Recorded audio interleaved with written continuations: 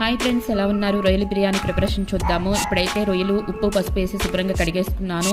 ఇందులో రొయ్యలు ఉడకపెట్టుకోవాలి. కొంచెం ఉప్పు పసుపు కారం అల్లం వెల్లుల్లిపై పేస్ట్ వేసుకుని మొత్తం కలిపేసేసి ఉడకపెట్టుకోవాలి.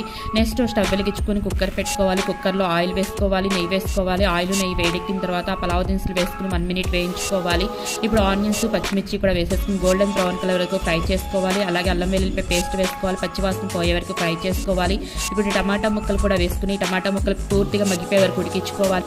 మనం ఉడికిపెట్టుకున్న రొయ్యలు కూడా వేసేసుకుని అలాగే ఒక కట్ట పుదీనా వేసుకోవాలి. నెక్స్ట్ కొత్తిమీర వేసుకోవాలి. నెక్స్ట్ గరం మసాలా కూడా వేసేసుకుని మొత్తం ఒకసారి కలిపేసేసుకుని నేను 2 గ్లాసెస్ రైస్ తీసుకున్నాను. 3 గ్లాసెస్ వాటర్ వేసుకున్నాను. ఎసురు మరిగిన తర్వాత మనం నానబెట్టుకున్న రైస్ కూడా వేసేసుకుని నెక్స్ట్ నెయ్యి వేసేసుకుని ఒకసారి మొత్తం కలిపేసేసి కుక్కర్ విజిల్ పెట్టుకోవాలి. ఒక విజిల్ రాగానే స్టవ్ ఆఫ్ చేసేసి ప్రెజర్ పోయిన తర్వాత కుక్కర్ మూత ఓపెన్ చేసి చూస్తే బిర్యానీ ప్రిపేర్ అయిపోయింది.